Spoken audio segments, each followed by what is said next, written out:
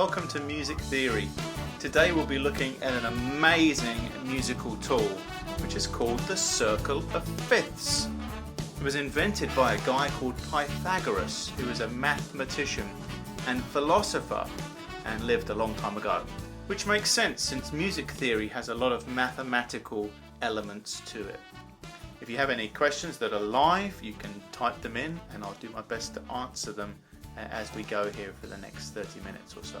If at any point you want to pause the video, so to kind of rewind and just make sure you understand what I'm saying, you're more than welcome to do that, and then there'll be time to catch up at the end and fill out the worksheet that's been provided.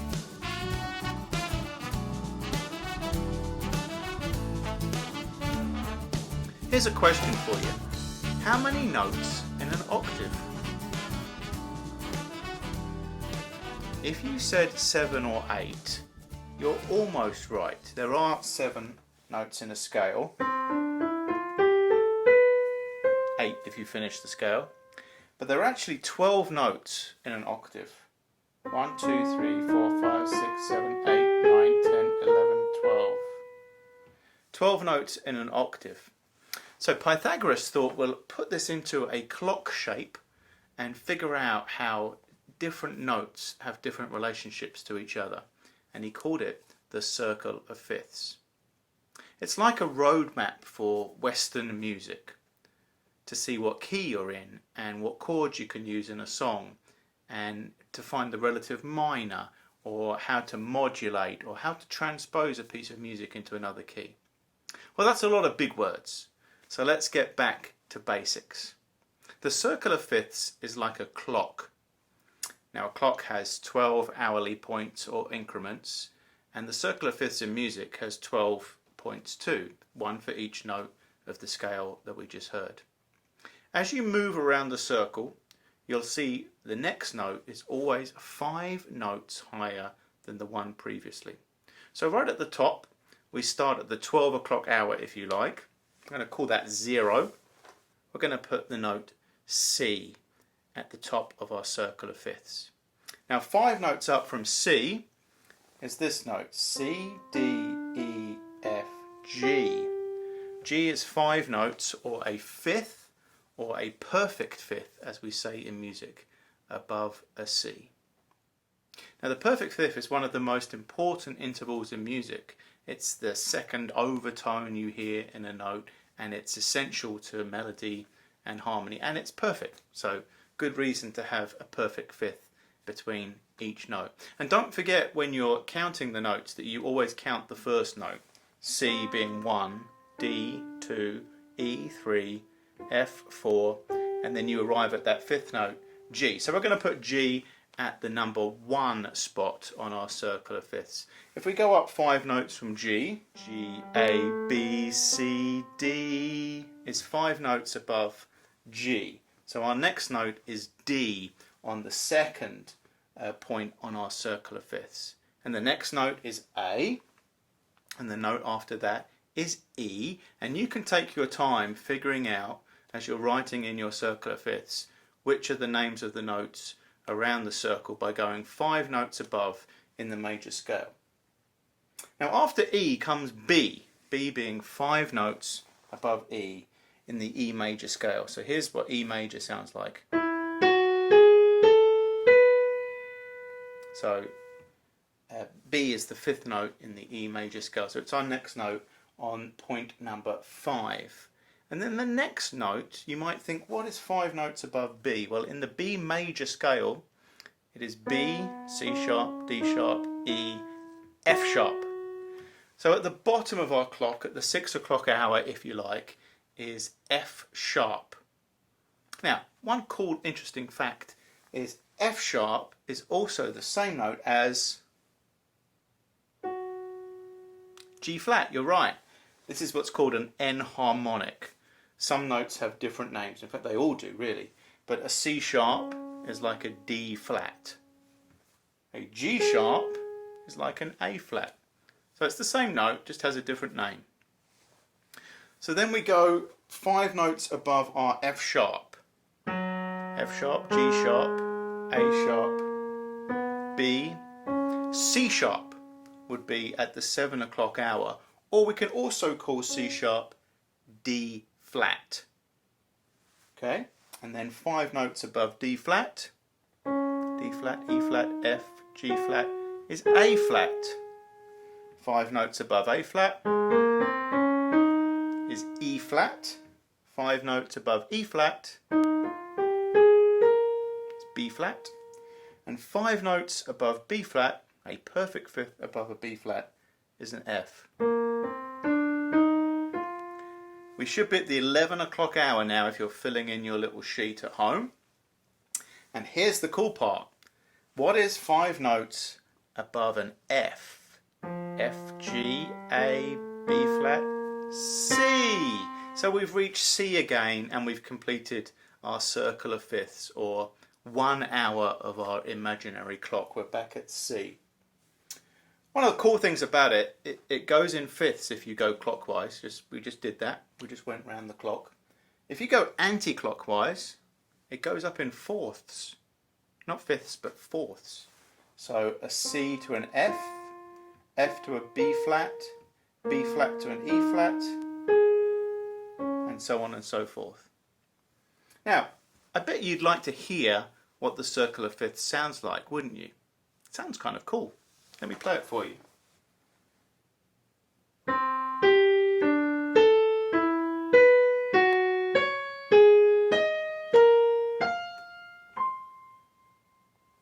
Isn't that cool? It has a pattern to it. It sounds like a nice little melody there as it moves around the piano. So all 12 notes, rather than sounding like this, we're going round the circle of fifths.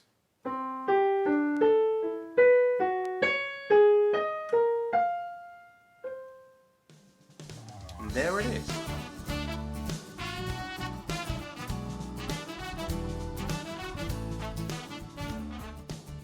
One of the questions people ask me is, what key are we in? How do we know what key we should be in? There's a number of ways that you can figure this out. If you look at your music and you have 3 sharps and you're thinking, oh my goodness, what key am I in? You can figure it out a couple of ways. I'll tell you a couple of cheat ways to do it, and a way to use the circle of fifths that's really going to help you. If you look at the top of our clock, which we've called 0, okay, where the C major is, in a capital C. If we go to 1 o'clock hour, that's G major, and that's number 1 place, and that has 1 sharp. So we're going to write in a sharp on our key signature next to G major, has 1 sharp. The next note we come across is D, and that's at the 2nd position. It has 2 sharps. And then we have A, which is in the 3rd position, has 3 sharps. You get the idea. E major has how many sharps? 4. You're right. Has 4 sharps, and it's at the 4 o'clock hour. And then B major has 5 sharps. And then F sharp major has 6 sharps. If we were to keep going to the 7 o'clock hour, you would see that C sharp major, it's a dreadful key to play in, has 7 sharps. But often we prefer to play in D flat major rather than a C sharp major. It's the same key, same notes. That's C sharp major, and that's also D flat major. So that's if we go clockwise, we add a sharp at each interval there. So I think you've got the understanding of that. We add a sharp at each interval. We want to figure out how to read flat keys now, and basically we start at the top. We know C major has no flats. If we go backwards or anti-clockwise, we see F major has 1 flat, and if we keep going, B flat major has 2 flats, and then E flat major has 3 flats, A flat major has 4 flats, and D flat major has 5 flats. And guess what? Amazing! At the bottom, at the 6 o'clock hour, we have G flat major with 6 flats. Interesting fact here.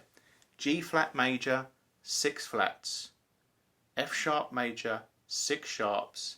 Same key, same notes. Okay, that's how that works. Another cool thing about the circle of fifths, if you're trying to figure out the order of the sharps, I've said add 1 sharp or add 2 sharps. Well, how do you know which sharp it is? If you start at the 11 o'clock hour, which should be note F on your circle of fifths, that's your first sharp. So if you have 1 sharp in a key, it's always F sharp. If you have 2 sharps, it's always F sharp and C sharp. If you have 3 sharps, it's always F sharp, C sharp, G sharp. Do you see what's happening here? If you start at the 11 o'clock hour and keep working 1 increment around the circle, that's the order of sharps. And we used to learn a way of remembering the order of sharps. Father Christmas gave Daddy an electric blanket. You probably don't know what an electric blanket is, but it's exactly what it sounds like. A blanket that you plug into the wall and it warms you up on cold English nights. Father Christmas, that's who we called Santa Claus in England, just if you didn't know that. Father Christmas gave Daddy an electric blanket, or Father Charles gave Daddy an electric blanket. That's the order of the sharps, and it's the same order if you start at the 11 o'clock hour and go around, which is pretty cool when you think about it. The other thing about sharps, if you notice in G major, the last sharp you write is an F, which is 1 note below G. F sharp being 1 note below G.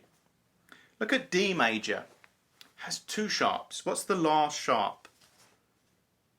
C sharp.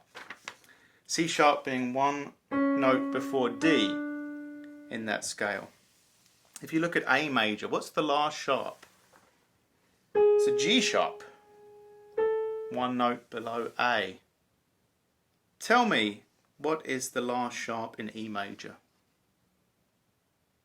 Yeah, it's a D sharp. So you know that a couple of ways. You know that it's just 1 half tone below that key, and you also know, if you look at your circle of fifths, as you're adding the sharps, that you know to add that 4th sharp, which is D, to the E major key there. And you can continue around the circle in the same way. How about our flats? How do we know the order of the flats? Well, instead of starting at 11 o'clock, we're going to start at 5 o'clock. And you can see at 5 o'clock we have B. So our first flat is always B flat.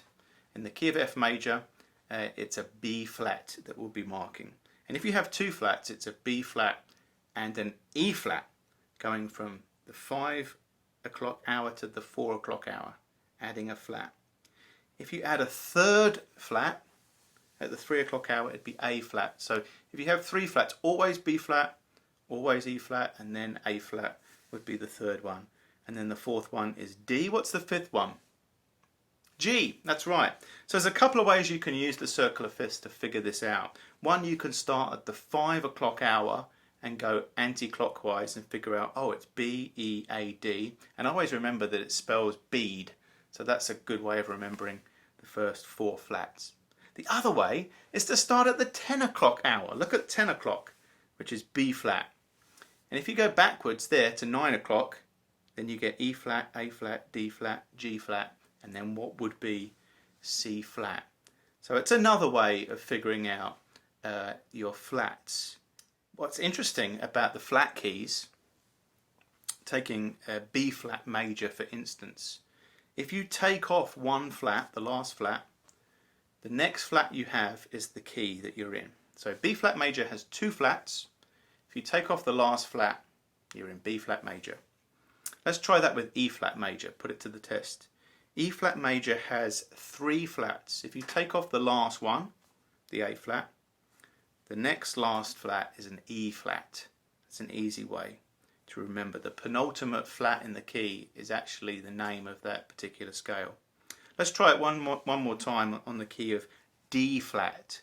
Let's remove our last flat in D flat major, which would be a G flat, and then the penultimate flat there, or the last remaining one, would be a D flat, which is the key that you're in, and that always works. So many ways that you can figure out what key you are in.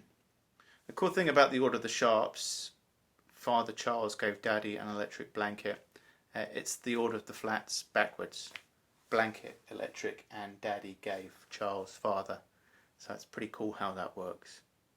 Even though you know your circular fifths, there's still no excuse for playing wrong notes. So make sure you check your key signature at all times and understand that the key signature is alive, and you need to be within the key at all times. And just so make sure you don't play an F natural in the key of G and things like that.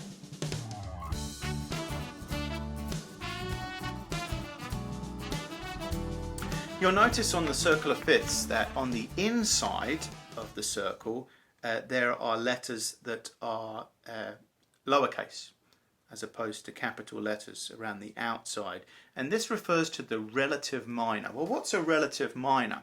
Well, basically these keys are related, a bit like having a funny aunt or uncle.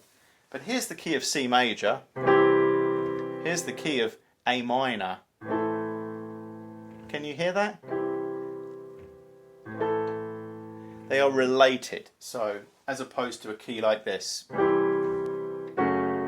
they are not related. C major and F sharp minor, not really related.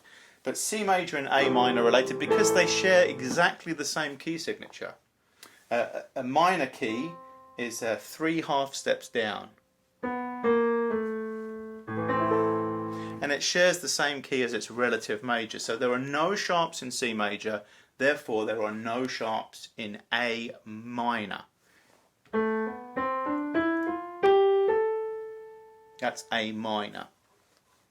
Let's try this theory with G major. Its relative minor is E minor. Oh, isn't that pleasant? G major having 1 sharp, E minor having 1 sharp as well. See how they're related?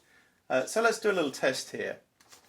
What is the relative minor of D major? I hope you said B minor, because that's the answer, and B minor has 2 sharps. So if someone ever says to you, well, what key is F minor? How many flats or sharps does F minor have? You can look at your circular fifths and you can figure out that F minor is related to A flat major, and A flat major has 4 flats. So that's the circular fifths as it relates to key signatures, which are really important when you're playing tunes, because if you don't pay attention to your key signature, you're going to be playing a lot of wrong notes. The other thing I wanted to say about the sharps and the flats, if you look how they're written, if you look at, say, B major that has 5 sharps, you can see the order and the pattern that they're written in. Okay, so you've got the F sharp, and then you go down a 4th to the C sharp, then up to a G sharp, down a 4th to the D sharp, and then down to an A sharp. There's a nice pattern, a kind of symmetrical pattern to that, which is very pleasing. Same thing with the flats as well. If you look at how the flats are ordered, it kind of goes down, up, down, and kind of steps down like that. It's very clever the way this music is organized mathematically.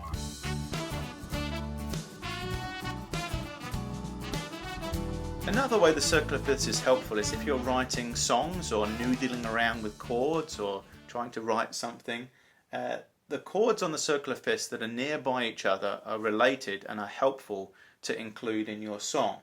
So if we look at C major at our 0 position right at the top, in the key of C major you will often hear the chord C major, probably at the beginning, definitely at the end. But you will also hear the chords of F major, which is 1 step before C major on our circular fifths, and also G major, which is 1 step to the right or clockwise from C major. So if you're a guitar player and you're looking for a 3-chord song, you're going to use the 3 chords that are together on the circular fifths. So if you're in the key of A, you're going to use D major, A major, E major, basically for most songs like that.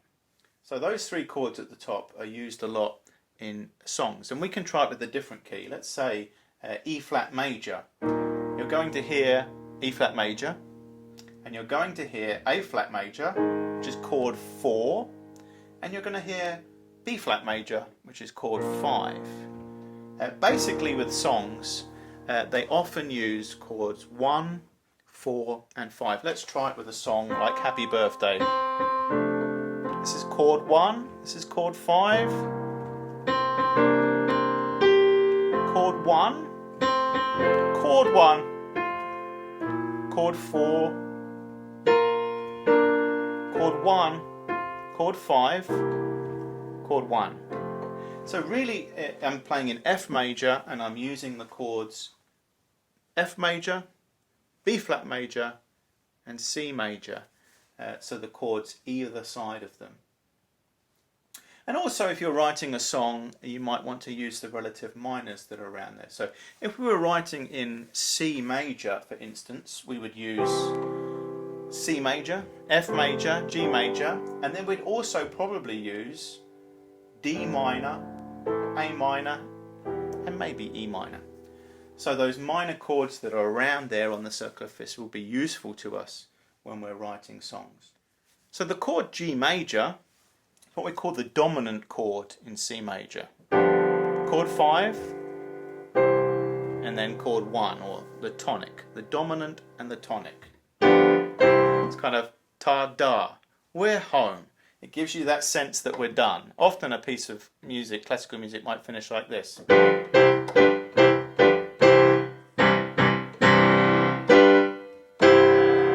And it might go on forever and ever. And that's really using chord 5 and chord 1, which are really important.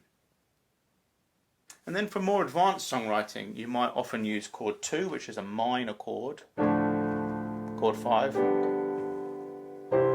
See how pleasing that chord progression is. It kind of leads the listener's ear into knowing what's coming, but it's still pleasant to listen to. So if you're writing a song in, let's say, C major, these are the chords that you can use. Okay? C major being chord 1, and then chord 2 would be D minor, chord 3 E minor, chord 4 is F major, chord 5 is G major, chord 6 A minor, chord 7 which is B diminished, and then you're back to chord 1. And we don't often use chord 7 really in writing, and we kind of stay away from chord 3 a little bit, but we really do use 1, 2, 4, 5, 6 in most pieces. And you could write a piece of music just based on this chord progression: 1, 5, 6, 2, 5, 1, something like that. Or maybe you've heard this piece before.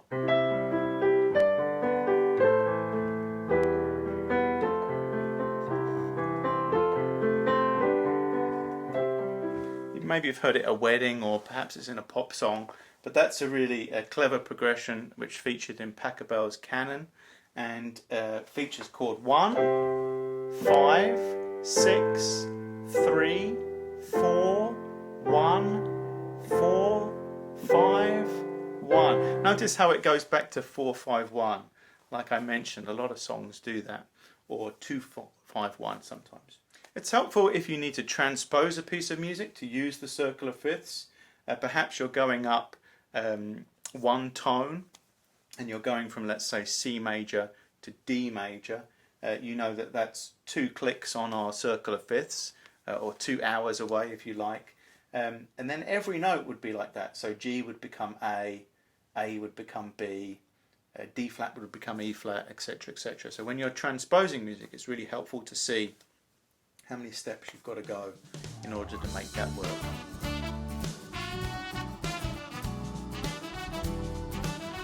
Circle of fifths is a great tool just to help you know your keys. Every time you kind of delve into it and understand how it works and how it's related, you kind of discover something new that's really kind of cool, and the whole thing comes together just like a circle, which is supposed to be a perfect shape. No beginning, no end, and that's the circle of fifths. I'd like you to take some time now to fill out your circle of fifths chart that we've provided for you, filling in the major scales around the different intervals around the circle, and then also the minor keys in the middle, and making sure that you use lowercase letters for the minor keys and uppercase letters for the major keys. and please fill out the relevant sharps and flats in the space provided. I hope you come back for some more music theory lessons when we talk about intervals and ear training, and also maybe some basic songwriting principles. We hope to see you soon.